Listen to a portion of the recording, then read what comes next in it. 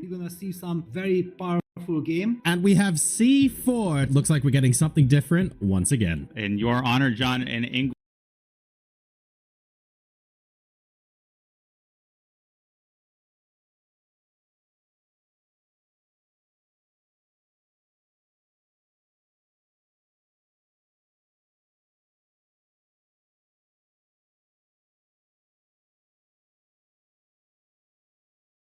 And whoa, I mean, on move one, he takes. And the speed with which Gukesh responded, one bring it on Gukesh. Ding has played nothing but D5 C4 this entire installed. Okay. Incredible. Is there anything this guy doesn't know? We are seeing the players blitzing out this. Spicy. Wow. Bishop A3 Very right interesting. away. So this is the first official novelty, and we have short attention. Extremely. It shows also that Ding is feeling. My feeling says that right bring now it on, Gukesh. Ding finally got this D to D3 move in. Oh.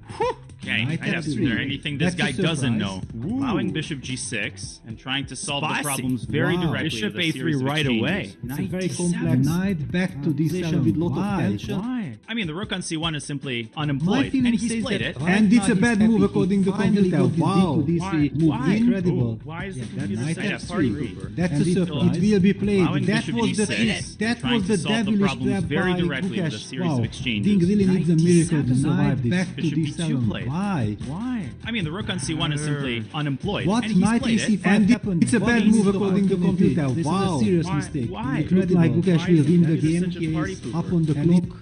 He managed to trick Ding, and all of a sudden, couple of moves later, I'm really worried for Gukesh. Bishop E3 is findable, and he might blitz it out, and he does. On the board, 95. Oh. Gukesh is fighting back. 9 lives, Ding Liren. What absolute incredible grit. Queen d4 on the board Already. and the players are checking the score sheet. Huge But he goes moment. Queen a2. Yes. Oi, oi, oi. Queen g2, an ambitious move again. But also a draw, for right? Queen E4 check is a forced draw. And I think having realized that Ding gulps down some water. I don't know if the players have the nerves. No, Queen e4. Correct. Absolutely correct. All's well that ends well. And the handshake. Draw agreed. What a fight. You surprised your opponent perhaps with the French. You got a couple of good openings, but in the last 2 days, he played this rook e1 move. Today he played f6. So I'm curious, which team has done a better job surprising their opponent? Considering amount of the opening surprise, maybe it's even. Yeah. Before I gave him a lot of surprise, but in the last 2 rounds, he gave me in return. He certainly did, but you handled it well. He has been refusing to take draws in equal positions, something we know Magnus Carlsen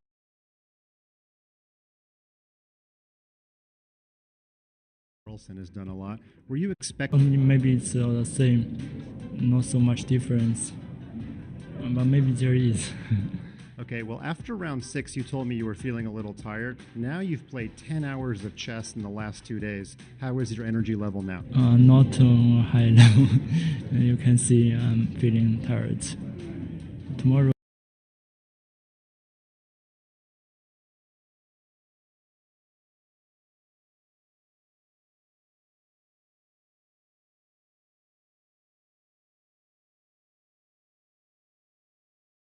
Best meal that your mom makes when you're at your own house? Actually, my father cooked for me. Okay, what's the best meal your father cooks for you? Seafood. Anything specific? Fish. Okay. Well, I hope you get a fish dinner when you get back home. Thank you, Ding Liren. Good luck keeping your energy level high. Cool. Bye-bye.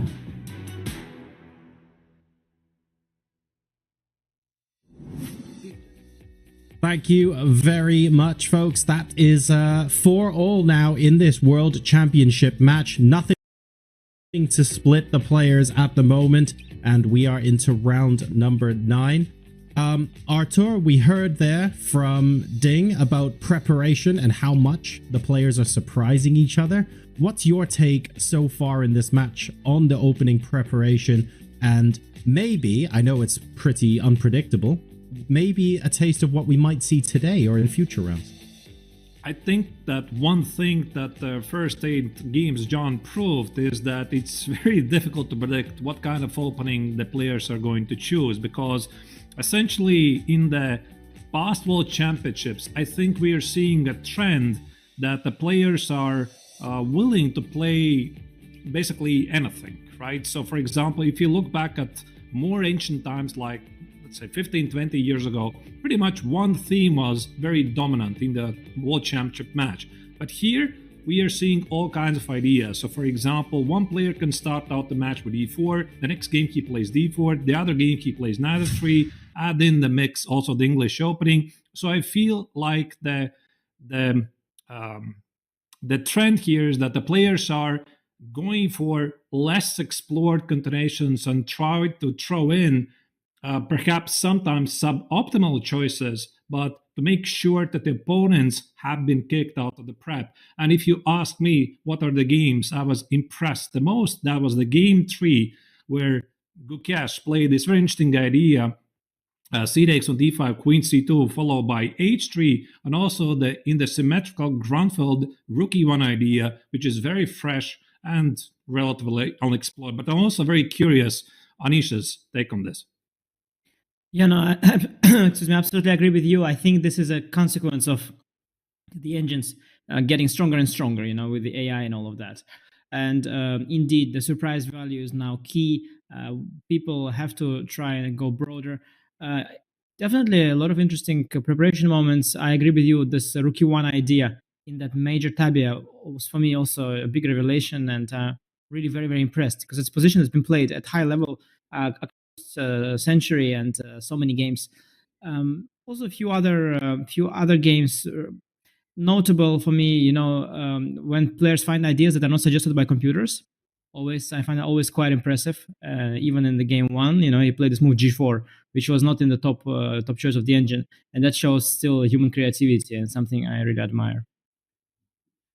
But Anish, to follow that up, we're in round number 9 now. We've had c4, d4, e4, knight f3. If you count the ceremonial moves yesterday, we have b3 as well. There's only so many surprises we're going to be able to throw at our opponents, right? Or actually, are we just scratching the surface and there's plenty more to come?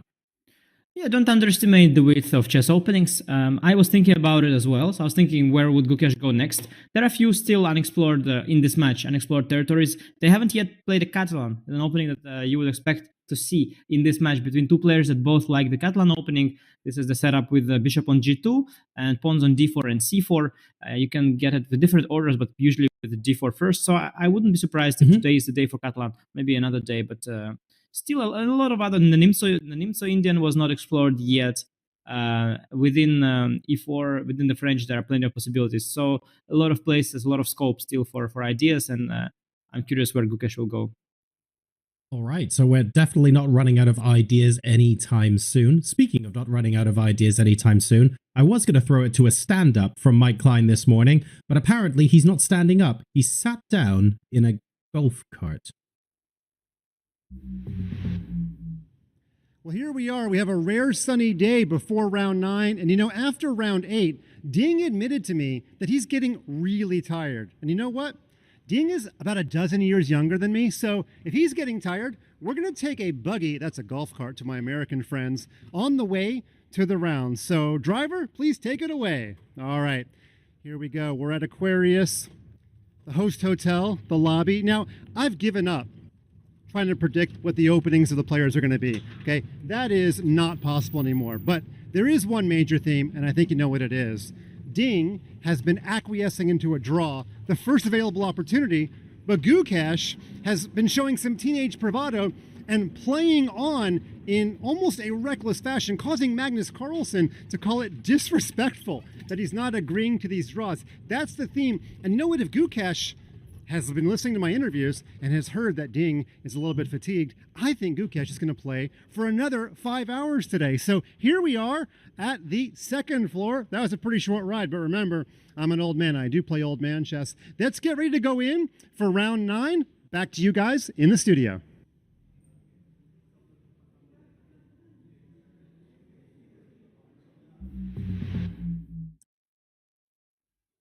Thank you very much for that, Mike. I'm not sure I like the idea that people of his age and Ding's age and our age are playing old man chess already, because having Anish here in between us, Artur, is going to suddenly make me feel even older. I'm not sure how much I like that, but it's an interesting venue. Really, really cool atmosphere around the players. The World Championship, of course, is a special event, and we're particularly eager to see what happens in the coming rounds. Hopefully the players can be well rested in environments like that. It's not just us on the panel, by the way, that are going to be discussing whether or not we win or lose today's game. You can go ahead and tell us what you think as well. If you go to chess.com/events and you click on the banner for Ding Liren versus Gukesh Domoraju and navigate to today's game in the games menu, you will see on your top right hand corner there should be a box that says social. Now, this might be underneath our live stream, which could be embedded there as well. And then on that screen, you have the option to vote for a white win, a draw, or a black win. And why is this particularly interesting, you ask? Well, we've got wonderful prizes for you to be able to win based off the back of that vote. Assuming, of course, you guess correctly and you predict the outcome of today's game, we have up to 20 prizes on offer. It's not even just a random person getting drawn out of a hat, although one person will win $400 of Chessable course vouchers, which is quite a lot, guys. The top 20 will win something. So 20 prizes available to use Vote Chess today. Make sure to go to chess.com/events, get that vote in, and you could be in with an excellent chance of winning a whole bunch of lovely prizes courtesy of chess.com and Chessable. Right. Just a minute or so until we begin, and I think Maurice is getting ready now to present the players. 3-word answers or less. Anish, prediction for today's game result. Gukesh will win. Artur, prediction for today's result. I don't think I'm going to be very original. It's going to be a big fight. We'll definitely see some mistakes from both sides, but I think it's going to end peacefully. Well, let's find out. The proceedings are about to get underway. Over to Maurice, Ashley, and the ceremonial first moves. Luxurious Resorts World Sentosa in beautiful Singapore. I'm Maurice Ashley, and it is my distinct pleasure to introduce the two players who are competing for the title of World Chess Champion. First, the challenger from India, Gukesh Domoraju.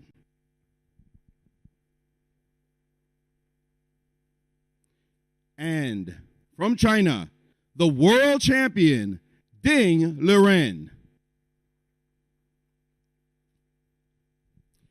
The match is currently tied at 4 points apiece. This game 9 is now the second game of the second half with only 5 games remaining. It's been a very exciting match indeed. And to make the ceremonial first move, we have, as always, a dignitary who will represent the home country of one of our challengers, the challenger, I should say, from India. Dr. Shilpak Ambule joined the Indian Foreign Service in 2002 and spent 8 years in Beijing in the Indian Embassy working as third secretary, second secretary, and first secretary in the political wing and as chief of staff to the ambassador. He then served in the headquarters as deputy head of the East Asia Division and as the chief of staff of the Indian Foreign Secretary from January of 2015 to August of 2018. After a brief stint as Deputy High Commissioner of India in Colombo from August 2018 to July 2019, he returned to Delhi and served as Joint Secretary in the External Affairs Minister's Office until June of 2022. He took over as Joint Secretary in East Asia in June of 2022 and continued to hold a dual charge until July of 2023. Please welcome the High Commissioner of India to Singapore, Dr. Shilpak Ambule.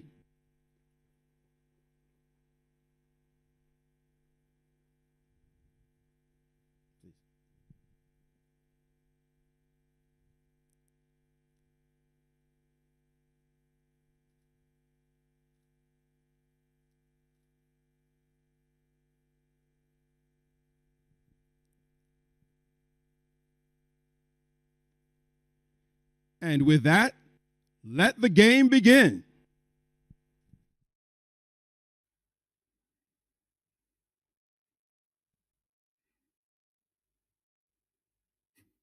All right, moves are on the board. Gukesh starting the last game in this 3-game series with the white pieces before the next rest day, and 1d4 is on the board.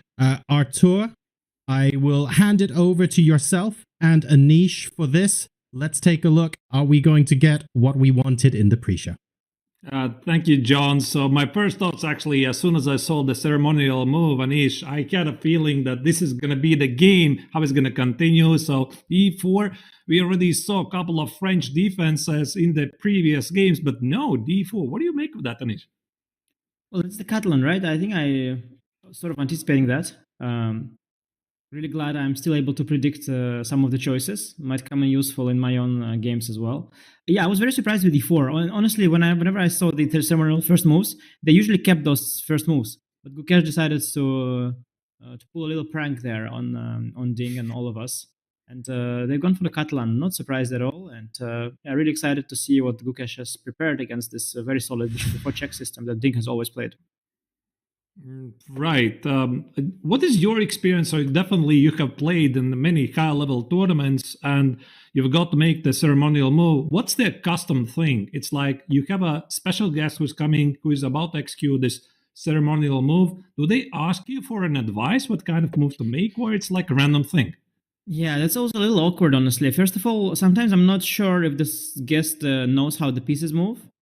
So I'm a little afraid to say, like, choose yourself, because maybe they don't know even, how pieces move. So, and there's also the thing where you don't know if you're supposed to say the move you want to play or not. So I always found it very awkward before, but at some point, Carlson taught me very well in the Blitz. He just refused to say which move he wants to make.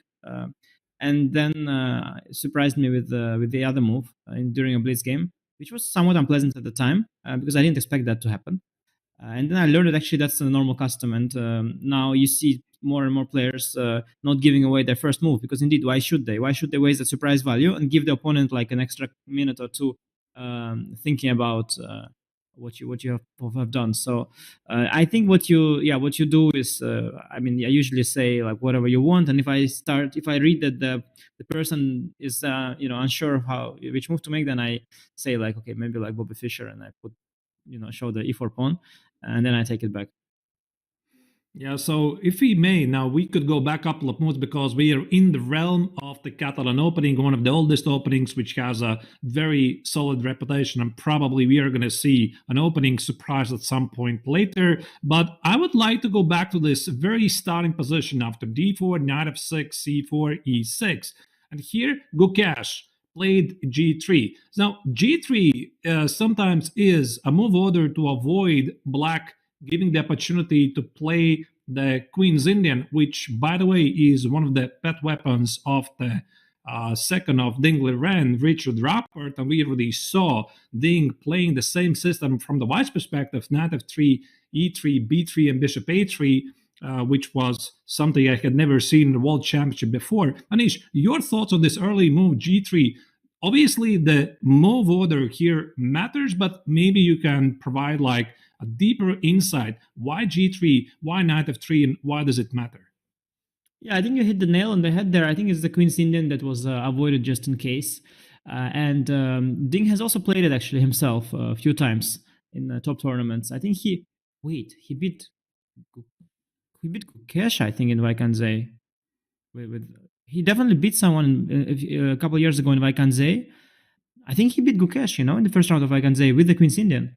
So not surprising that Gukesh avoids that with g3. G3 has maybe one drawback that I can think of, and that is the c5 move. So you allow a Benoni, but Benoni where white has committed bishop to g2, which is actually a very interesting line for black. So there's that disadvantage, and some people, they really don't want to face Benoni and they don't like g3 for that reason. But I guess Gukesh anticipated bishop before check to be the most likely response. There are some nuances with knight d2, by the way, here, but bishop d2 is the main line, and that's what we have right now. So bishop d2, bishop e7, as far as I understand, the big idea for black at some point is to play d5 here, now that there is an opportunity to play d takes on c4, and the bishop here is not always well placed, because when we're looking from a typical club level player's perspective, it seems like bishop d2 is like an extra move. For example, a couple of moves later here, knight f3, castles, it feels that white has developed the bishop on a pretty good square, but actually it does block the queen at the d file, and very often in some Catalan positions, white actually wants to put the bishop on b2. Exactly. There's even a variation in this line where white goes bishop to c1 back after b3 to develop it to b2. Indeed, in this structure, often b3 bishop b2 is a normal setup. This is why you provoke the bishop to d2. But white can also try and use it to his benefit. There is a system, for example, with b2 b4 push, which you can only do with the bishop on d2. So you can try and make use of that, but indeed, giving a check on before is a very sensible variation, one of the most popular ones. And you see, by the way, that in the game, Gukesh has placed the bishop on c3, which is some form of fianchettoing it. It is like a second best option to b3, bishop b2. It is still on that same diagonal and giving that d2 square for the knight.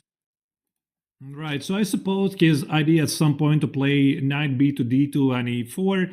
And again, it kind of mirrors to his strategy in the previous game that he played with the white color, the symmetrical Grunfeld, where he surprised a lot of people in the world by this fresh move, rook e1, sacrifice the pawn on c4, some sort of a queen's gambit, accept a position where black can always take the pawn on c4 and try to secure with the pawn on b5, but white plays e4. Also here you notice white has fianchetto the bishop on g2, and even though the engines here typically say the position is really equal, I think that also the understanding of these positions has evolved, that if white controls the center and black has a slightly worse last square bishop on c8, normally this means that white has a full compensation of the pawn. Am I getting it correct? Yeah, it's one of the more playable positions in the modern chess because it's the so-called closed Catalan. So you've got all the pieces on the board. There are much more forcing lines in the Catalan where you try to trade all the pieces. You take the pawn on c4 and afterwards you activate all your pieces, try to trade everything and head towards the draw. So the more forcing variations. But this one is a very cagey one where usually you retain a lot of material on the board. And actually this bishop c3 idea, it's quite interesting because I've actually played it myself against Hans in my match against Hans Niemann. It was an interesting idea, but that was one of the games where, one of the games that I found really, really hard to play. Hans played it extremely, extremely well at the opening stage, and like the whole game was it's a very traumatic experience for me. So how did it proceed? Hans played a very natural move knight e4. Very natural move knight e4, and then I retreated the bishop to e1, which is not the only move, but the most sensible one. So bishop made a lot of moves in this game already, white bishop. But you sort of provoke the knight to e4, and then black has to back it up with f5, which is on one hand very offensive, some sort of a stonewall setup. Not immediately, because takes and queen c6 I think is an issue, but eventually. And maybe let's put like bishop b7, knight bd2. I played actually knight c3 also possible. I put knight to d2 and then f5. So you do have this offensive setup, but of course stonewall also weakens some squares, in particular the e5 square, and white has something to hope for. I misplayed the opening very quickly. I made like at some point I made a bad move, like more or less on the next move, and I got worse very quickly with white. But the position itself is very interesting, and I think the team of Gukesh has explored it in great detail. But knight e4 is just one of the replies. In fact, it's not the main move at all. So there are also, I think developing the bishop is very sensible. Bishop b7 or bishop a6, the typical moves, both very interesting. Yeah, so what I understand from the Catalan positions is that black at some point forces white to take on d5, c takes on d5, unless there's something really forcing. Black typically is doing really well. So there's a symmetrical pawn structure. Black very quickly can play moves like rook c8. Sometimes there's an idea to play b5, b4, queen b6, and rook fc8. So for white, it's hard to prove whatever opening advantage he may have here. So I think after bishop a6, we might see still the pawn sack on c4. I don't really know, Anish, what kind of move could it be? Could it be like b3 or knight e2, and then maybe at some point even throw in queen a4 or knight e5? Yeah, exactly. Bishop a6 is not at all always forcing that capture. And indeed, white has a bunch of typical responses here. b3, knight d2 come to mind. Sometimes you throw in a knight to e5 as well. Lots of different options. Ding is contemplating here very important moment. I don't think he is very deep in this particular line because bishop c3 is somewhat of a second-rate, still somewhat of a second-rate move. As you mentioned at the beginning of the show, players nowadays they make those suboptimal moves to take opponents out of book, and bishop c3 is one such move. Of course, there are more natural ways to develop the pieces. For example, bishop f4, a lot more. I mean, I feel like harmonious.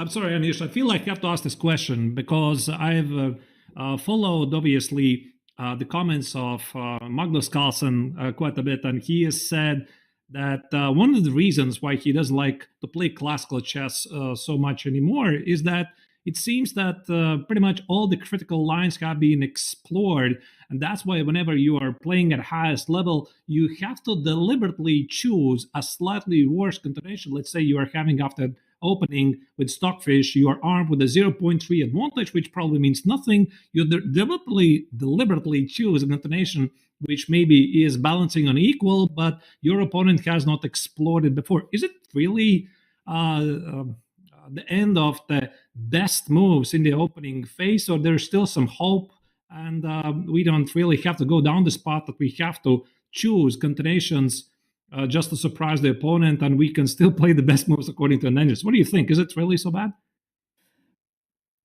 Yeah, well, you probably will have to deviate because if you keep making the first choice of the engine, it will be very easy to predict that.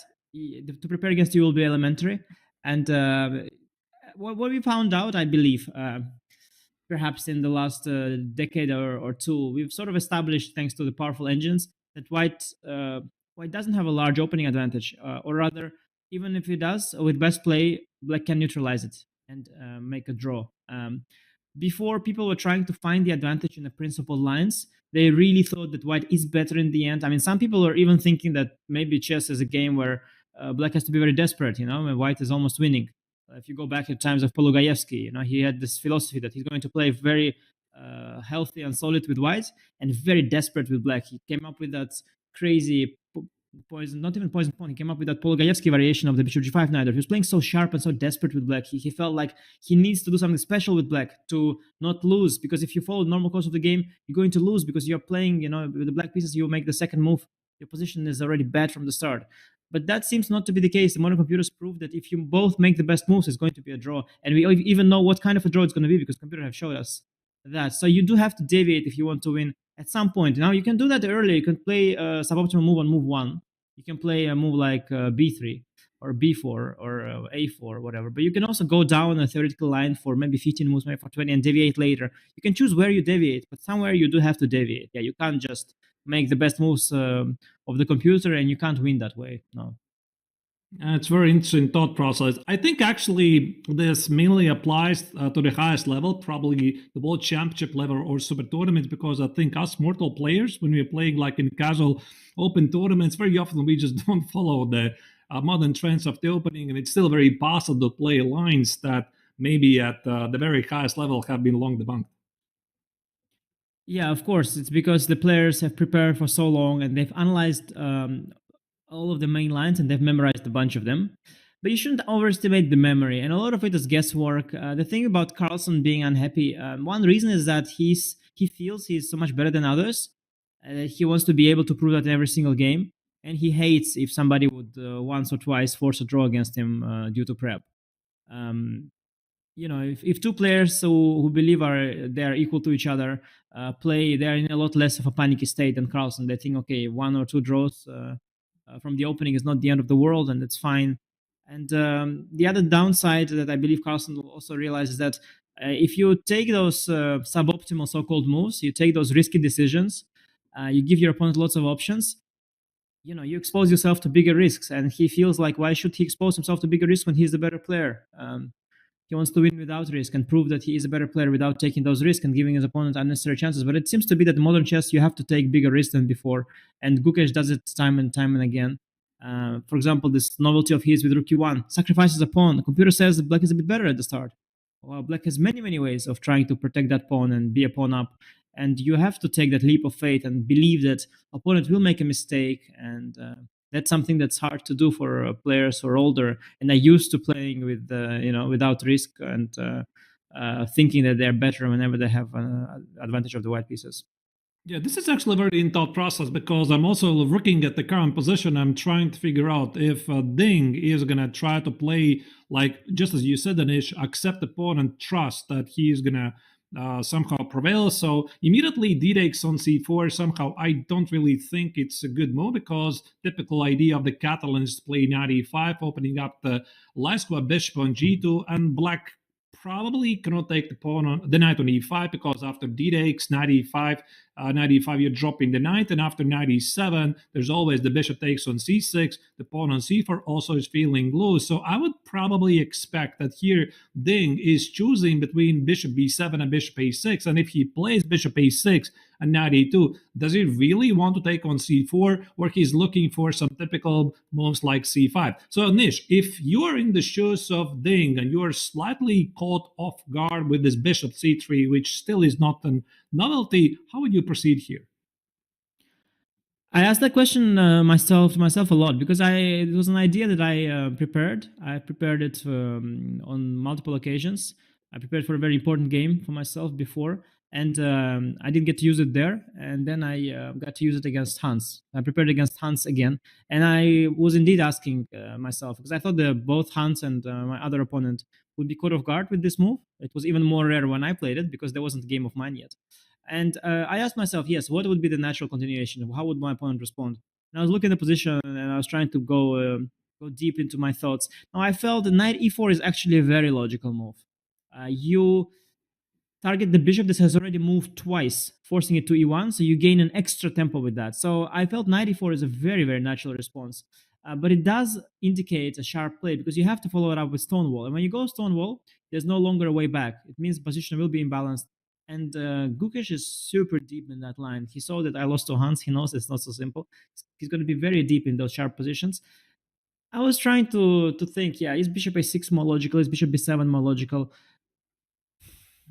There's chess is a complicated game. There's arguments to be made for each move. And you mentioned the DC ideas, but also c5. Indeed, there are c5 ideas. Going for bishop b7 and just c5 with or without rook c8, I think is also very natural. And there are also some unusual ideas. For example, there is this a5 bishop a6 setup as well, which is quite common in these positions. You sort of generate some room there for the bishop, create more space on the queen side. So there are really lots of moves here. I've analyzed them all, and which one is the most logical? I'll ask myself the question. I'm not sure. Right, but like maybe not specific to this position, but like in general. Let's say you are playing a well-known position. Your opponent comes up with a surprise or something you can't really check very deeply. So what is like your typical approach? Is it like every single situation is completely different, every case is different, or like you would like to follow the principal choice and at the same time you realize you're not playing against your opponent at the moment, you're playing against a cloud engine, a super engine, or you are intuitively looking for ways to sidestep at the same time being perfectly aware that maybe sidestepping is exactly what your opponent wants and you might end up in a worse position. So where's this balance, where's this moment until how far you're playing the mainstream theory, the principal choices, and when you decide to sidestep, or every case is different? Yeah, no, the strategies you mentioned, they're all there, and it indeed depends a little bit on the situation. Like, for example, here, you can come up with a move that Gukesh hasn't checked. It's not so difficult. Like, let's say he has not checked the move rook e8. It's an extremely dumb move. It makes no sense. So he hasn't checked it. I guarantee it's not in the file.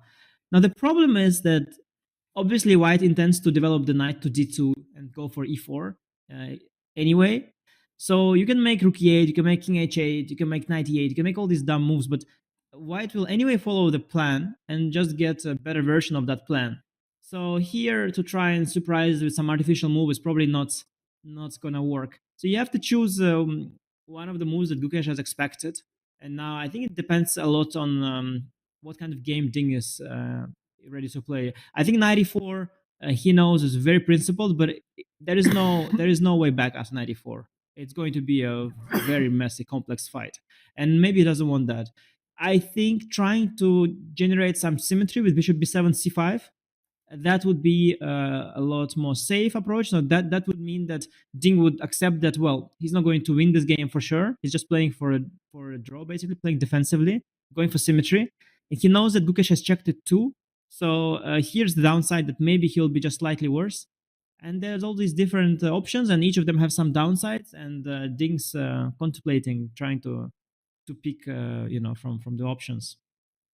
Right, Anish, I was looking slightly at some weirder ideas like b5 here, which maybe doesn't quite make sense, but the point here is that I'm thinking about advancing my queenside and pawns, and if at some point white plays c5, then I'm hoping to pick up this idea of the stonewall of knight e4 and f5, because one thing about the stonewall, the Dutch defense position, I know that white is supposed to aggressively advance at the queen side, and having the queen side already locked might help black, even though maybe it's not really so simple. What do you think? Is something like b5 as a possibility here? I see obviously the bar slightly doesn't like it, but this is a pattern at least I recognize in some similar positions, even though black already has committed to b6 before.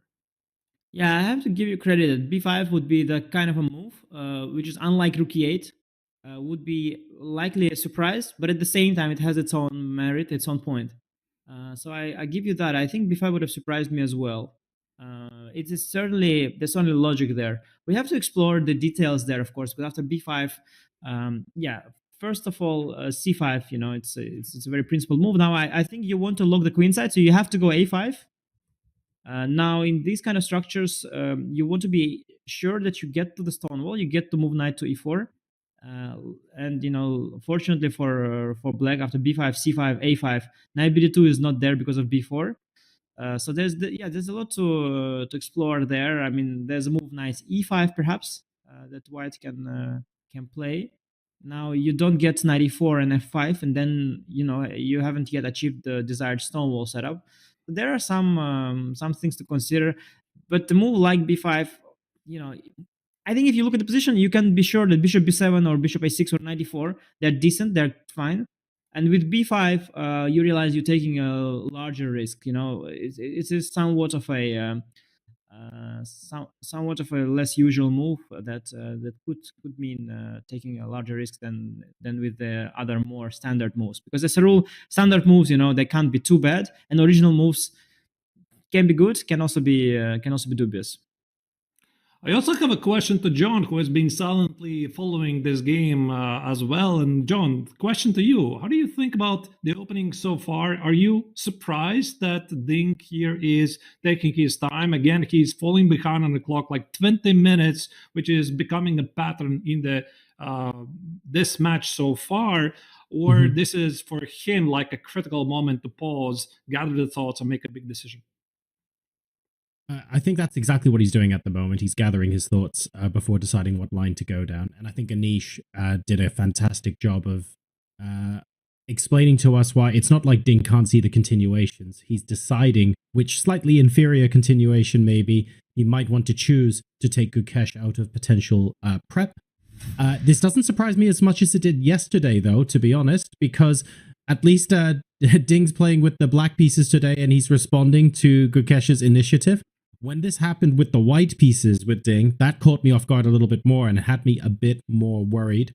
But I think now is an appropriate time for him to be using his time on the clock. And we've seen Ding this championship match. He's done so well once he's decided to go down a particular route. He's very happy to blitz out the next 10 moves. It's like he's calculated everything. So I'm not too worried about him at this time. He is settling in for a deep think, folks, and that's exactly what we are going to do as well, while we ponder what line this game is going to go down. As we do that, we want to remind you of our wonderful launch of Chess Up 2, which we specifically at chess.com are supporting. It's a smart chessboard that will change how you learn and play the game. It's got touch-sensitive pieces, which is lovely, and they light up the board as well with optional AI assistance. It meets you at your skill level, not just a big, strong computer level, and it supports your training and growth. And it even allows you to play chess.com bots on the board. So for a limited time, you've got $50 off Chess Up 2 if you go to go.chess.com/chessup2 or use !chessup in chat you can unlock this offer and take your game to the next level. Dingley Ren then will be making has made actually a response to this move. We're going to hop to a break while Gukesh considers his response, and when we come back, it is more from round number 9 of the Fide World Championship.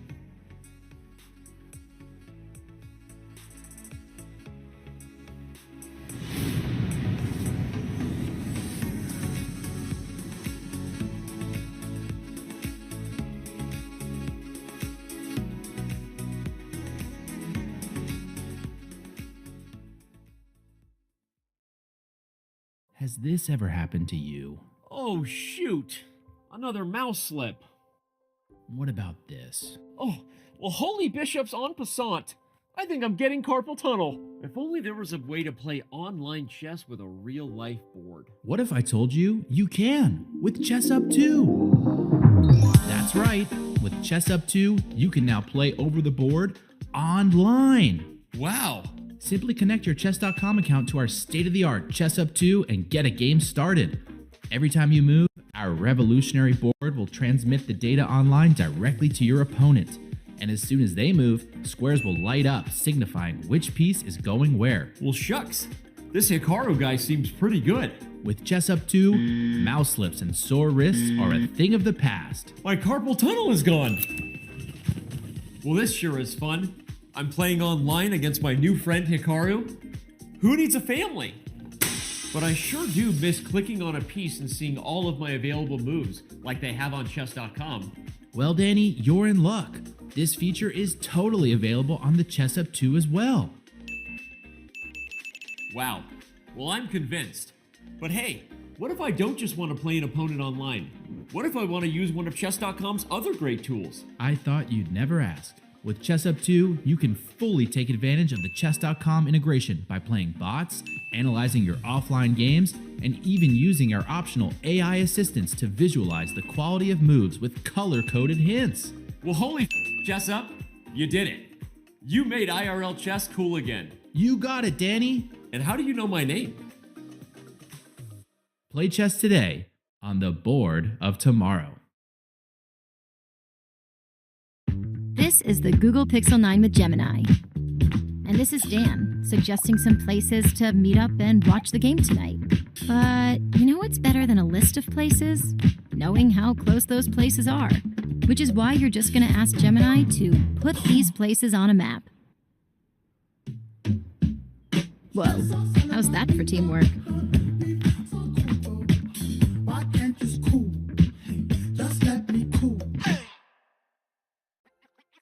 This December, the world's top chess minds clash in the heart of New York City at the Fide World Rapid and Blitz Championship. Witness world number 1 Magnus Carlsen and other stars from across the globe. Rapid and Blitz, chess in its most thrilling form, unpredictable and unforgettable. Fast moves, tactics and blunders, and moments that will keep you on the edge of your seat. Witness the pinnacle of chess excitement. Get your tickets now at worldrapidandblitz.fide.com.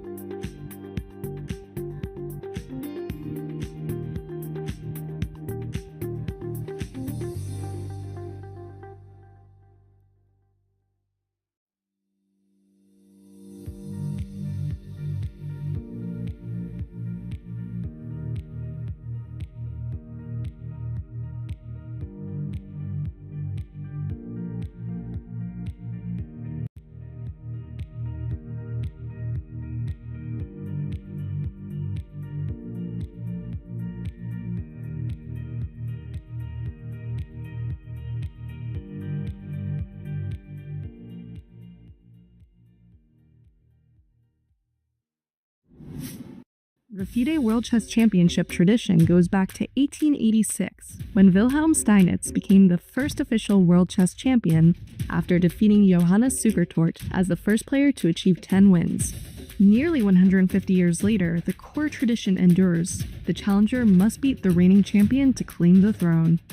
18-year-old Gukesh secured his place by winning the candidates, and now gets a shot at winning the title in a head-to-head battle against the reigning champion Ding. They will face each other in up to 14 classical games that can last up to 7 or even 8 hours, with a time control of 120 minutes for the first 40 moves, followed by 30 minutes for the rest of the game with 30 seconds increment added from move 41 and on. Only one game is played per day, with rest days after game 3, 6, 9, and 12. The player who first scores 7.5 points or more wins the title. If the match is tied 7-7 after 14 games of classical chess, the match goes to playoff. Regardless of how the match is decided, it's bound to be a treat for chess fans worldwide.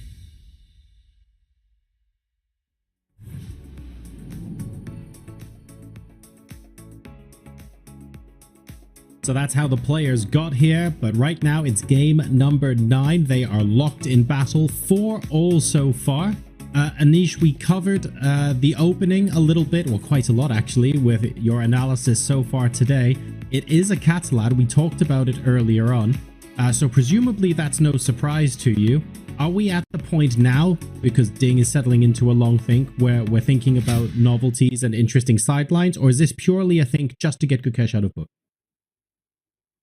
Well, yeah, Ding has already done the first response to the bishop c3 idea. He played bishop b7 and queen c7. I felt this looks a little passive, so I was hoping that this is not what Black was going to go. But actually, having analyzed this with computer, I come to the conclusion that this might be the best way for Black to respond to this idea. I wasn't really able to find any advantage here for White, and I think position is close to symmetrical. You know, e4 is not possible because you just take and everything and go for c5, and otherwise c5 is coming. Black can also just wait, you know, with the moves like rook a c8, rook f d8, queen to b8. I just wasn't able to find an advantage for White, despite that it looks like White has a more active position, and it does look like White should be better. I'm curious if Gukesh found some second layer to this, if there's depth to his prep, or if he simply was hoping that bishop b7, queen c7 will not happen. Because to be honest, yeah, I'm not sure how much Ding is surprised. He spent quite a bit of time, but the response suggests to me that he might be aware of this idea that Gukesh has played. All right, well, we'll wait and see how many layers there are to this onion as we move further into this game. And also, there have been plenty of times in this World Championship already where from seemingly equal positions, we get some ridiculously crazy fighting chess sort of being pulled out of a hat. So we shouldn't discount that at all. Artur, Anish, I leave this in your capable hands. Yeah, thank you, John. I'm also looking at this position. I'm trying to understand what else here Gukesh can do besides of e4, as Anish already nicely pointed it out, that typically e4 is met by this capture and followed up with c5. And I was wondering, maybe Gukesh's idea actually is not stand in the way of the c5 push, because I have played myself my fair share of the Catalan games, of course, not at World Championship level, but still I enjoy that even though if Black pushes c5 and he gets this symmetrical position on the board, let's say the c pawn and d pawn, they both get traded, somehow White always has this edge. Yeah, for example, in some hypothetical scenario, these two pawns are traded, the light square bishops are traded, White puts the knight on d3, and White is still pressing. Anish, what is like your general relationship with the Catalan itself? Yeah, no, you make a good point. Indeed, that is often the case when the center comes off, that White is a little bit better. And there are a few factors why that is the case. I guess one is the pawn on b6 is doing a great job giving space to the b7 bishop. But once the bishop is gone, it just created the light square weaknesses around it, in particular the c6 square. Also, as you mentioned, this outpost on d3 for the knights. So the fact that White has the pawn on e2 and Black's pawn is already on e6 makes the d6 square also quite vulnerable. So in a vacuum, what you say is certainly true. And Potentially, if you trade all the right pieces, it can work out very well. But it depends on the version of things. For example, if the c5 push is going to come in anytime soon, I don't see how white is able to trade the light square bishop so easily. And also the d file will be blocked by the knight on d5 and c5. But of course, indeed, as we mentioned with the Catalan, there is always a potential of that long-lasting pressure. Even if the trades happen, that white will have a slightly better endgame somewhere, and this is why Catalan is so much loved by the positional players. Yeah, like the c6 square, typically, again, if we imagine this hypothetical scenario when both d pawns and c pawns get traded, and if the last bishops get traded, one of the common ideas very often is anchor the knight on c6, which of course is a very long distance to go to, and there you go. Ding just responded with the rook fd8. I really like this choice because he just wants to make a couple of easy moves. I would imagine the next move he is pondering about is rook c8 and maybe throw c5 in the mix, or even include also queen b8, but still c5 at some point it's going to happen. So now I'm wondering if this is the perfect moment for Gukesh to play e4, or what else is there? Yeah, I mean, I've been studying in this position for a long time when I was preparing, and I've tried all sorts of things here. I've tried, just moving the queen out of the way. Try addressing the threat of c5 with a move like b4. I don't think e4 works very well, because with the queen on c7, you probably just take everything on e4 and go for c5.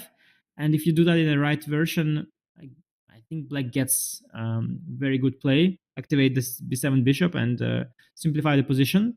Even though that creates pawn imbalance, I'm not even sure if that imbalance is always in white's favor. Black, I guess we can put it on the board, right? Yeah, so that the viewers see what we're talking about. So on the analysis board, let's say e4, which is one of the common ideas here, takes, captures on e4, and this is the big idea. The last good bishop comes into play. Now the big question is, can white play something like d5, create this pawn imbalance, an issue mentioned, but now this dark with bishop on g7 suddenly gives white some attacking ideas, even though when I'm looking at the position, I get the feeling that black has done nothing terribly wrong. Yeah, I think knight f6 is a concrete issue here. Otherwise, indeed, d5 would be looking really, really good. But knight f6 is an issue. ed is already a threat because the 7 bishop is protected. And I think black's just getting rid of all the problems here in one go.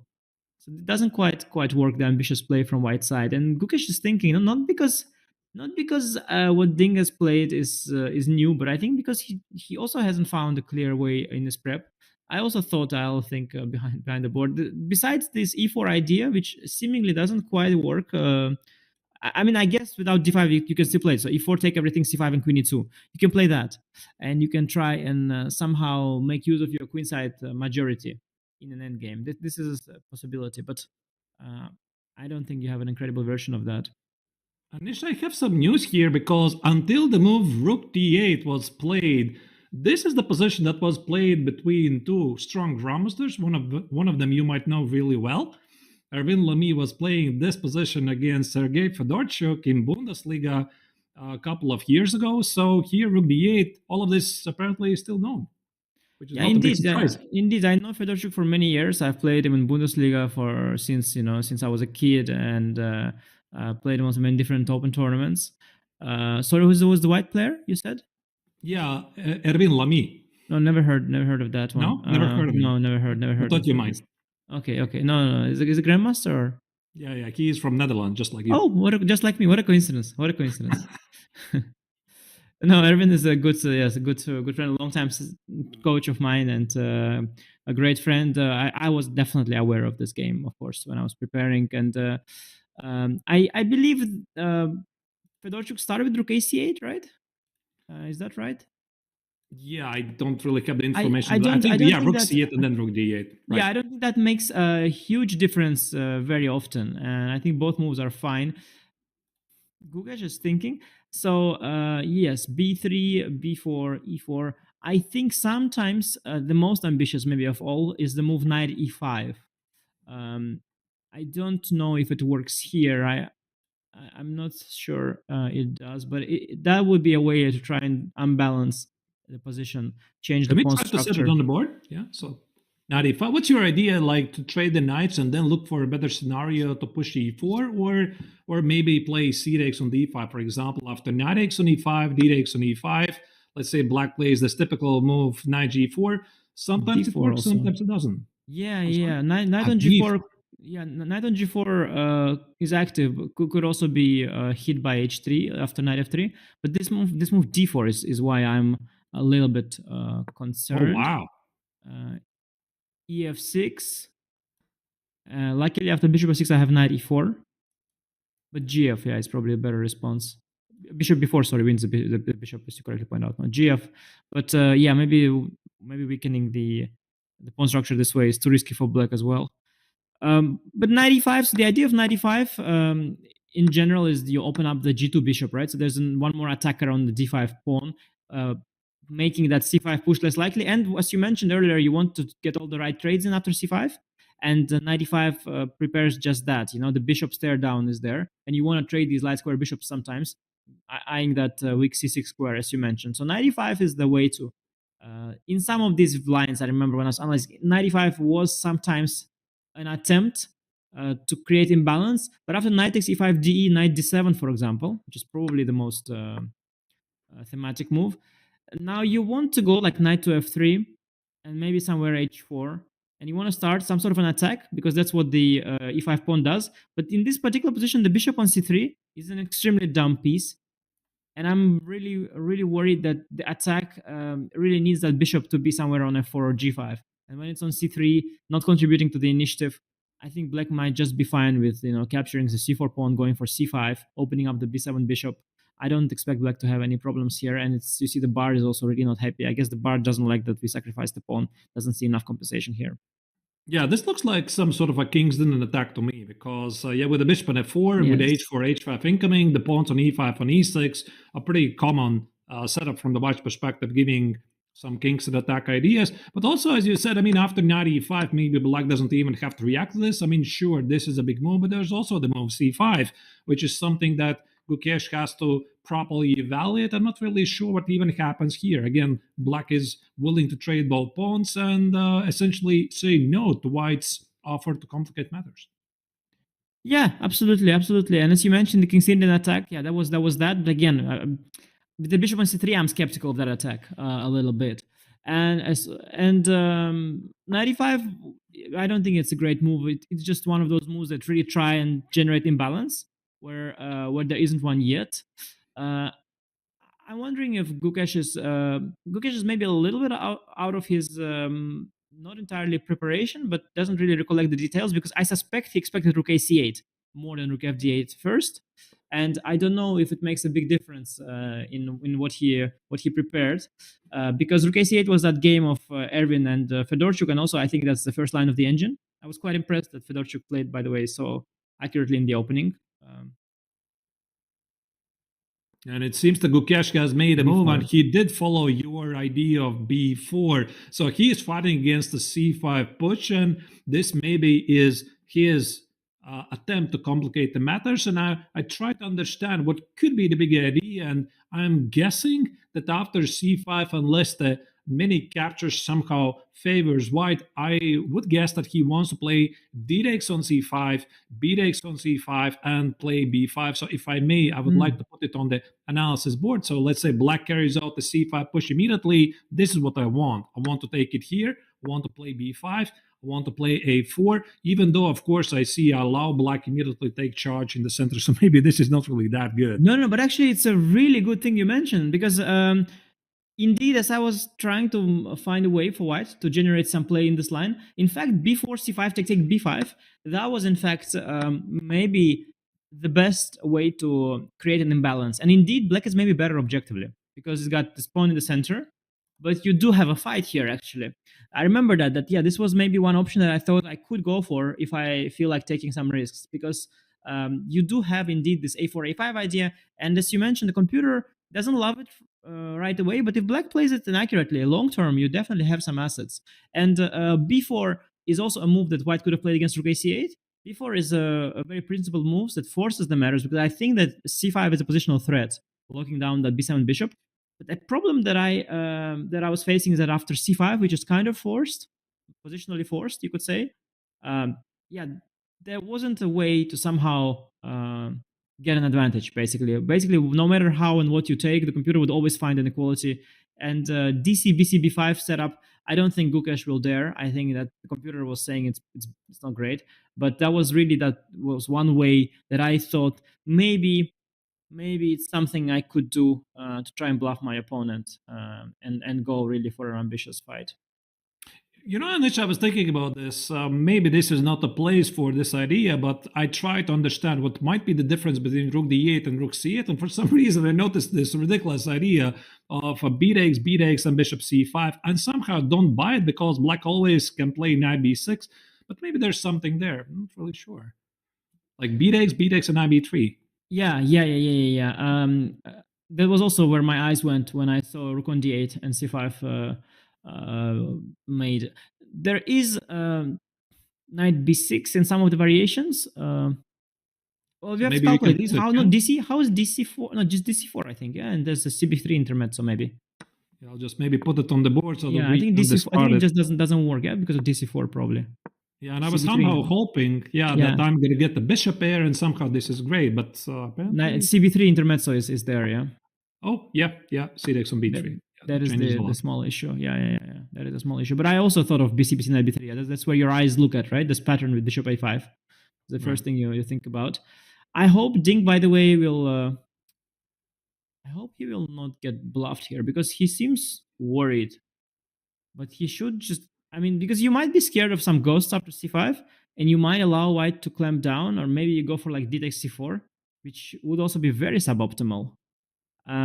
I hope I hope Ding will not blink here, and I hope he will dare the c5. Though I must say that c5 is not the end of the world because you could activate the bishop via a6.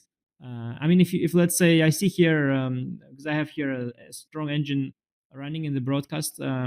After 13 h6, which is the suggestion of the computer as well, second line. Here, h6? Yeah, just it allows c5. Okay. It's not so bad because you have a5 after c5, and then the b7 bishop, it will activate itself via a6, and it's not at all terrible. So a5, a3, let's say maybe a5, a3 first. Yeah, it's nicer to get that pawn to give some air to the rook as well on a8. a5, a3, and then maybe bishop a6. It's not terrible for black. It's a little passive, but the bishop is activated. You've got the a file to work with. You take on b4, put the bishop on b5, which is an interesting square for the bishop. And these positions are also not too terrible. So allowing c5 is not the end of the world, but of course you really want to play c5 and not give white any extra space on the queen side. And Ding is looking at all the options, making sure there isn't any tactics such as this knight b3 idea that you mentioned.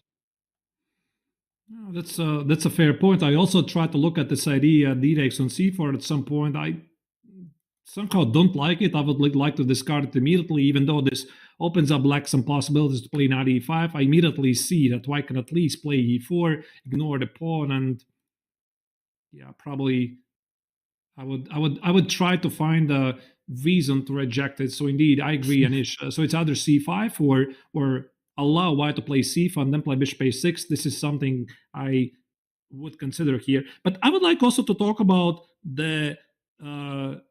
your experience with both players, Anish, because you are a super grandmaster. You have played your fair share of super tournaments, and you have played against both players. Before you have played against Ding Liren, you have played against Gukesh. What is your own experience meeting them over the board?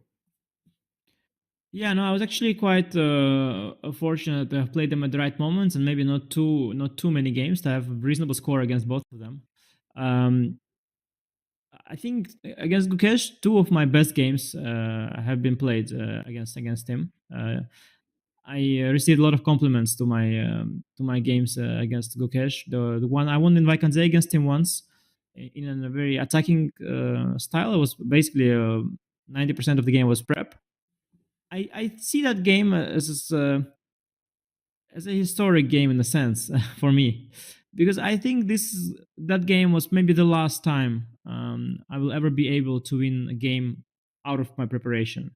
I think those days are over, and I think that was maybe the last one I could still manage.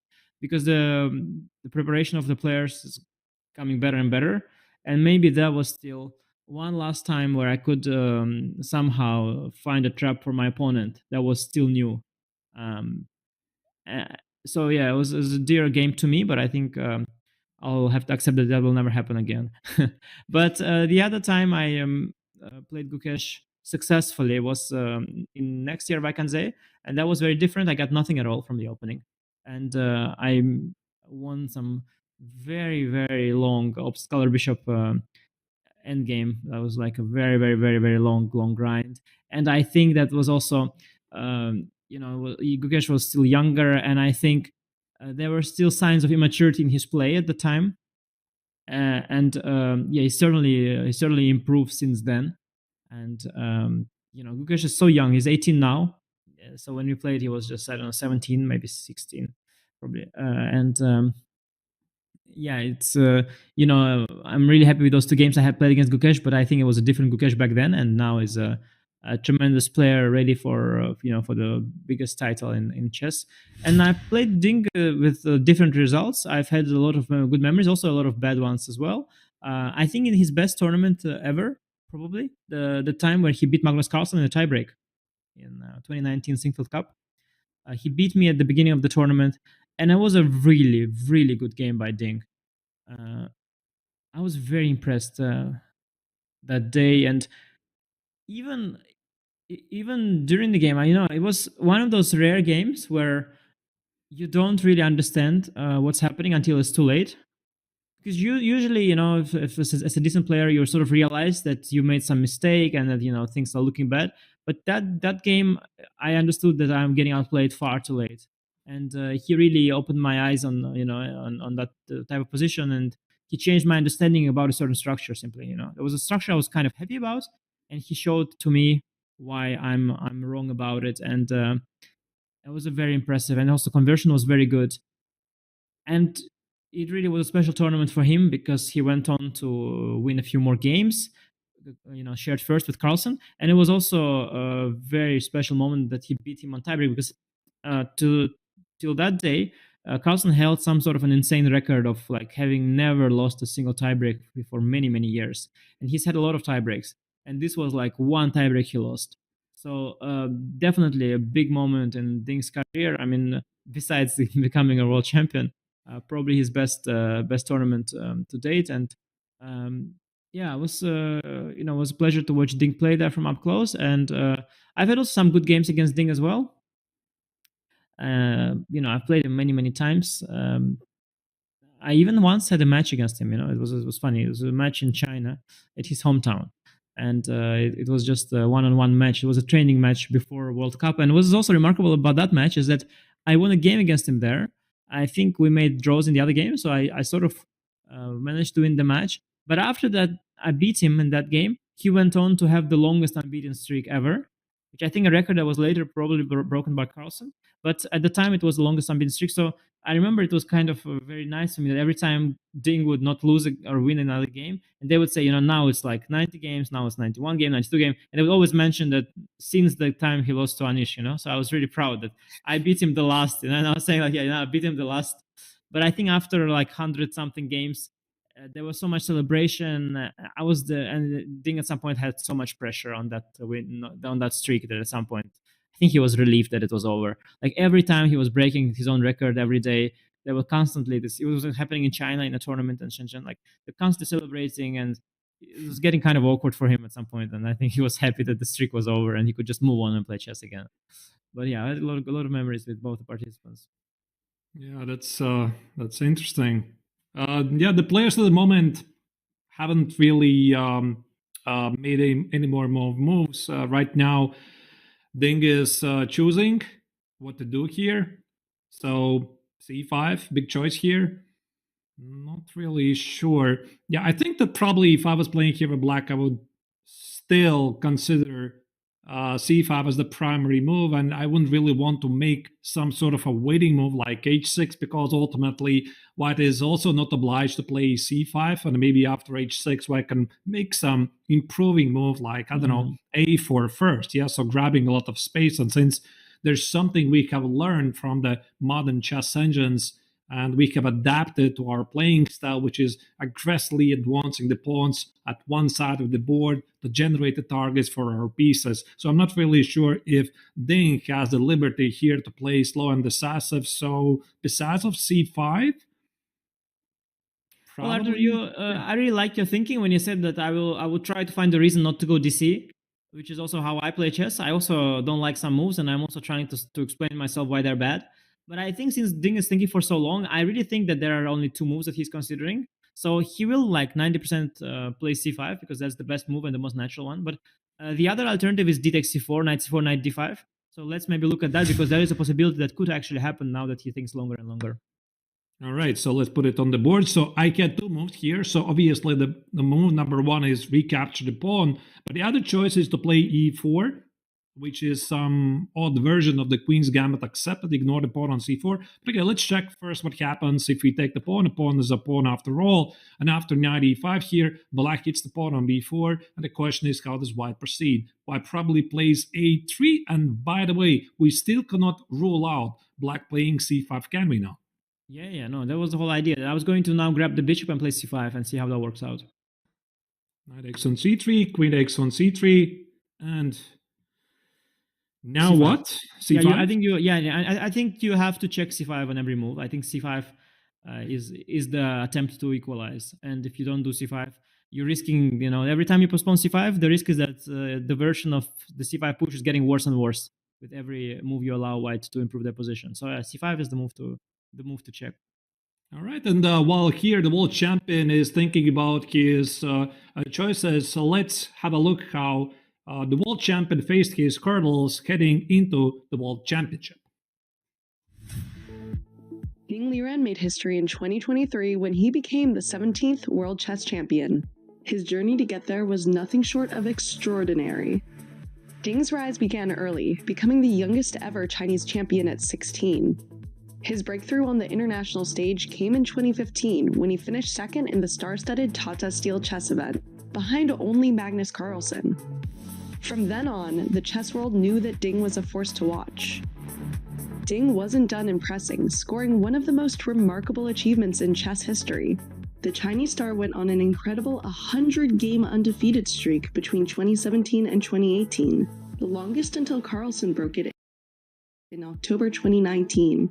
During the time, he entered the world's top 5 chess players and broke the 2800 rating mark. Another impressive achievement came in 2019 when he won the Singfield Cup with an undefeated score, beating Carlsen in a blitz playoff.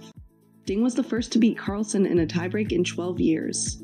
Oh my god, he just made him. I'm hyped. I'm on the Ding train. In 2022, the 32-year-old finished second in the candidates tournament, falling just short of a chance to challenge for the title. However, the reigning champion Magnus Carlsen then stunned the chess world when he announced that he would not defend his title. As a result, Ding would face Jan Nepomniachtchi, the winner of the candidates, in a challenge for the throne. The 2023 World Chess Championship was a thrilling back-and-forth match where Ding only clinched the title after a dramatic rapid playoff, as the 14 classical games ended in a 7-7 tie. That secured him a place in history books as the first male Chinese player to become a world chess champion. It's over! Ding Liren is the world chess champion! This has been a fight of courage, of grit and determination. However, life hasn't been easy for the humble grandmaster since winning the title. Ding took a 9-month break from tournaments and later revealed that he had struggled with his mental health. Entering 2024, Ding's form has taken a deep dive. His performance in tournaments has consistently been below expectations, and for the first time in history, a reigning world champion has dropped out of the top 20 in the world rankings. At some moment, he started bouncing up and down. He's shaking, literally shaking, and he definitely doesn't seem like the same person. He just seems to be off. Despite his challenges, Ding remains positive and determined. When I first get the title, I'm very nervous and I have some problems psychological, but now I feel much better. His journey continues in Singapore, and his fans will certainly be eager to see him recover his top form and show why he has become one of the greatest forces in the chess world.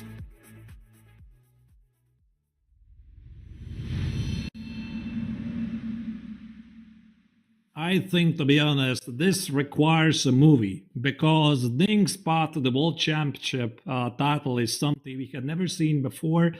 Like climbing back at the last minute, qualifying for the candidates, then qualifying for the World Championship, then winning the final game in the tiebreak to clinch the World Championship title. This is something we had never seen before. To be honest, I would pay for it to watch it in cinema. No, it's certainly a remarkable story. One of the most remarkable stories in sports, and I like the graphic. I mean, the humor is, chess.com humor is always delivering. Like Juventus and Bayern Munich supporter, like sure, very very impressive. Ding's story is incredible, and the fact that he is clearly not at his very best state now, and yet yes, he is fighting on equal terms in this World Championship match is truly remarkable. And he is really always able to get the best out of himself. And the fact that he comes back to fight, even as it is difficult for him, is truly inspiring. Right. I mean, before the World Championship match, this was obviously a huge speculation on what state Ding is going to be in the match. And many predicted that, of course, Gukesh is a heavy favorite, so he's going to grab the lead early on. And there were very, very few experts who actually predicted that it might be Ding who is going to start with the victory in the match. So as all of you, the viewers, you are well aware that the world champion opened up the match with a rather unexpected victory with the black color in the French defense. And this match has definitely not been one-sided as most people predicted. It's very, very close race. And to be honest, I'm not even sure who is the favorite right now because Gukesh has had many chances to capitalize, but Ding's resilience to hold on, it's very remarkable. Yeah, the situation for me is such that I still think Gukesh is a favorite as long as he's not down on the scoreboard. He seems to be in a more zen state. But at this point, I do not have the nerves of betting on it because I just I can't watch it knowing that Ding can come back at any moment. I just don't trust it. You just never know. You can't ever put Ding away, and he will always be back. And so far, he's delivering an incredible show for us. And even in today's game, so far, he's taking his time, but he's playing perfectly. C5 is the right move, and now it's on Gukesh. I mean, he's been bluffing so far. He played before, saying that after C5 I have something magical. Now he has to show what it is that he has. And again, I'm wondering how deep is his prep, if there is another layer to this, because there could be another layer to this. It could be that he has a sequence of moves now that will force Ding to respond very well, but I'm not sure if that sequence of moves exists, and maybe Ding is just fine from now on. We'll see. Right. I'm also looking at some odd moves here. So the C5 move, we discussed briefly that probably D takes, B takes, and B5 seems to be the best way to unbalance the position, but it also has some risk for white. And also we discussed the possibility of B takes, knight B3, which is simply tactically flawed. But I'm thinking, is there also another way to keep the tension in the center and then maybe throw in the D takes on C5 in the mix at some point later? And the move I'm looking at is some sort of a queen B2, with the idea to create a battery of the queen and the bishop on the long diagonal, and also potentially open up the X-ray of the rook on C1, hitting the queen on C7. Yeah, it makes a lot of sense. There's also the move Queen B1 is suggested here, but Queen B2 is a little more logical. Indeed, as you also applying the pressure on that B2, A1, H8 diagonal, yeah, somewhat, controlling the E5 square one more time. No, makes a lot of sense.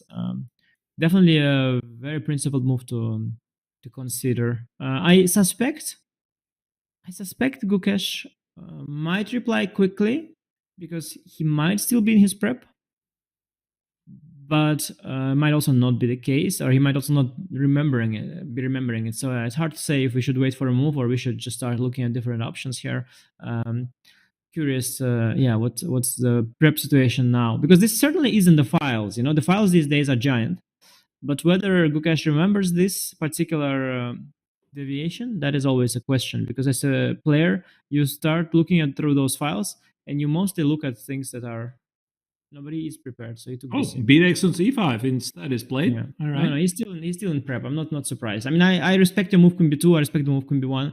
Probably they're all decent, but his team has looked at this in depth and decided that bc, followed by something that he will now usher, is the best way of testing your opponent. After bc, I think there's the move.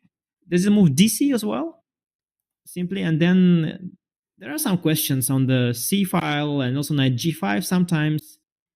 After knight c5, knight g5, maybe, this somewhere, not maybe middle because d4, but somewhere. Maybe dc knight 5 cd, bishop d5, knight g5. There are some kind of options here that the computer was suggesting that could ask black a question. By the way, Anish, speaking about those files you mentioned, obviously the main difference between super GMs and typical GMs is the extensiveness of the analysis. Big, huge files in PGN format or whatever format. So if you would give us some insights, how would the typical file, for example, for Catalan look like? How many variations they are like? I once heard a comment about Kramnik's prep that he was requesting his seconds to have 8 concatenations against any move. So it's like any move, for example, in the Catalan has 8 concatenations, and every concatenation has 8 concatenations. So is this really exaggeration? But what could it look like? Yeah, Vladimir Kramnik's preparation is known to have been one of the best and most thorough. Though I do have an interesting story, perhaps not for now, but maybe some other time, to share how his systematic approach has once backfired in our preparation when I helped him at the candidates. So even on the sun there are spots. I think the times have changed somewhat. I think the engines have gotten so much better now, and general level of chess understanding and chess knowledge and chess prep has gone up so much that I think it's no longer that top GMs monopolize opening knowledge. I think that these days are gone, and I'm going through some chessable courses by different authors. I know you've made some good courses. I've seen many others. You are a strong grandmaster, but also there are people, sometimes international masters, FIDE masters, also untitled players, I'm sure can do very good analysis now with the engines. And I'm going through some of the courses, and I see the quality is pretty high. And why shouldn't it be? Because the engines are so good now. They're pointing out critical directions, and if you're just being diligent, if you put in the effort, go through the lines, don't ignore the engine too much, listen to what it says critically, and allow the computer to help you, I think you can generate a good piece of analysis. And I compliment your chessable courses, but also many others who have done a great job.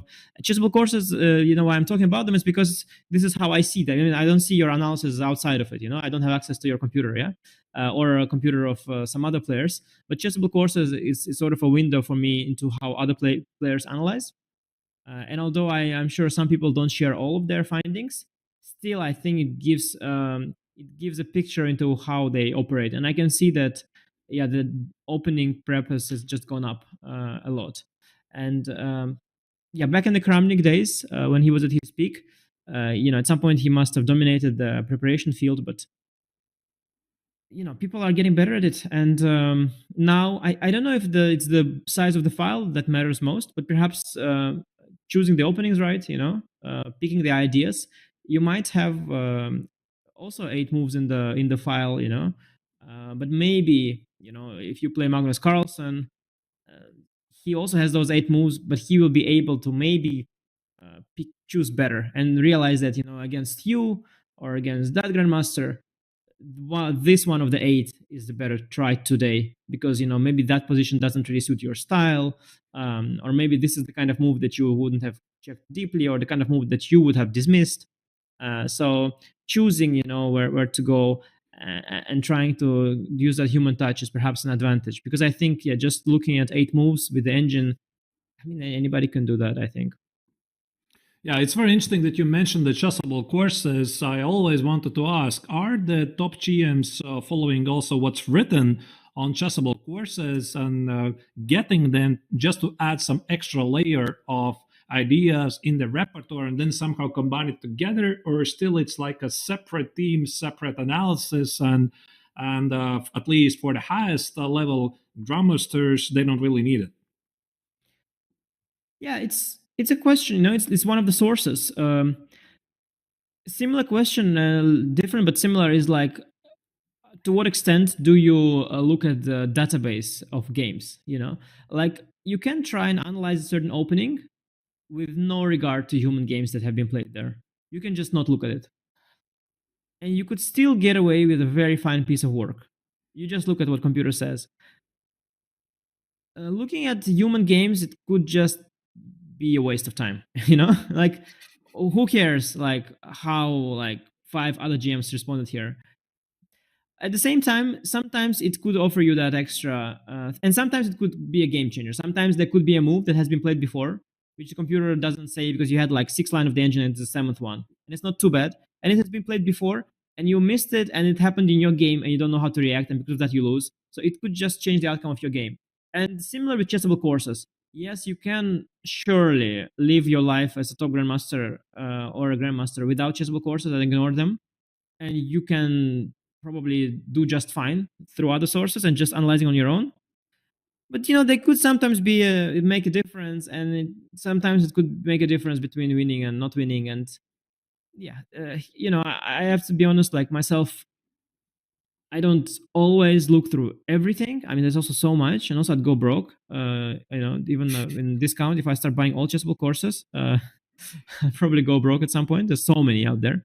But I do really try to get myself up to speed on the stuff. And yeah, sometimes I find interesting things. Rarely I find cases of like certain works like that, not necessarily on Chessable, but also other platforms where you see that somebody did a course, or a file, and even now with all the engines, they still manage to give a terrible recommendation. And I'm thinking, like, how did you manage that? I mean, nowadays with the Stockfish 17 telling you exactly what to do, why did you pick the 5th move and not the first? Like, what's wrong with you? But usually, it's all very, very interesting, and yeah, it gives you a little extra. I don't think it's necessary, but sometimes it could make a difference, and maybe it's worth checking it out, even for strong players. And I know there are different people. Like, I know, for example, Maxime Shelagraf, he kept refusing to get my Nidorf course, like some sort of a principle thing, I think. I mean, it's not the money issue for the player, but it's like a matter of principle. Yeah? They're like refusing. They're like, okay, it's beneath me. It's some trash you did for the amateurs.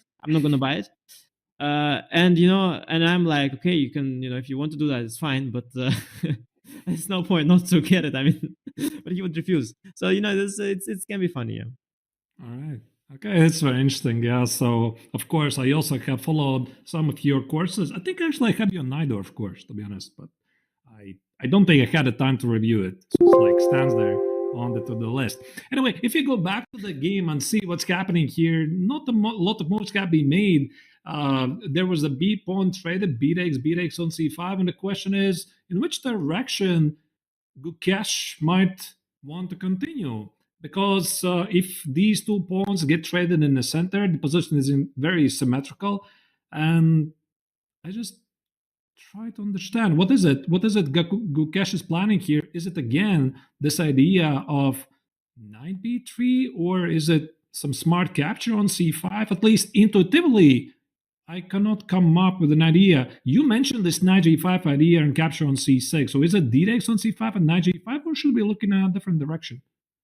Yeah, so how I'm reading what's happening now, if I look at Gukesh, and the fact that he took BC instantly, while if you would be out of book, it wouldn't be at all a given. I mean, you would consider DC, BC, b5 or whatnot. I think he has prepared to capture on d5 and c5, both. He basically remembers DC, knight c5, CD, bishop d5 position, but he's trying to understand now what is the right order to get there. And that's why he's thinking. Could it be that he knows with the position with rook c8 and not rook d8? And he's trying to compare these lines? Possibly. That could also be the case. But I think more likely given that he has taken BC so fast, I think it's more likely that he knows this particular one as well, but he's just trying to understand how to get the position that he remembers is in the file, and he's trying to find the difference between CD first or DC first, and that's why he's thinking. And it's a difficult choice, because you have to consider, for example, after DC bishop c5 CD, you have to like briefly consider things like bishop takes f2 check, for example, like just briefly, just to make sure that that doesn't work. Maybe let's put it on the analysis board, right? Yeah, just to show that it could sometimes be a theme, like not here, of course, but it sometimes is a theme in whenever the f2 pawn is hanging and there's a queen on c2 rook on d1, there's the bishop f2 knight g4 thing is sometimes there. Yeah, so I don't see it making any sense here, to be honest, whatsoever. But I mean, sometimes it does make sense. For example, yeah, like, there's queen c5 check, but there isn't one now. Yeah. Queen c5 is bishop d4. The bishop on d4 is well protected, so this doesn't work. And maybe now he is threatening again. Let's say if black cannot do this, so we play c takes on d5. E takes on d5, I think, already feels like a major opening victory to white, because black has created weak pawns. So most likely it's going to be knight takes on d5, and there might be ideas like, again, you said knight g5, or maybe even some bishop d4 or bishop d2 retreat.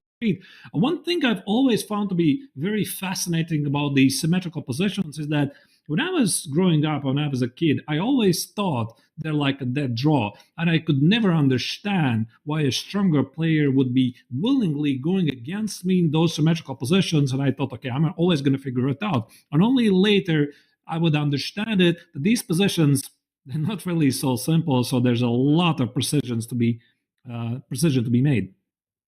Yes, and the position we saw already was slightly uncomfortable for black. There was indeed the knight g5 theme, there was the c-file pin theme, and the bar was slightly in white's favor. So already after DC, I suspect knight c5 is the more accurate move. There is also DC intermezzo, which is what Gukesh is definitely thinking about, as he's trying to get that position.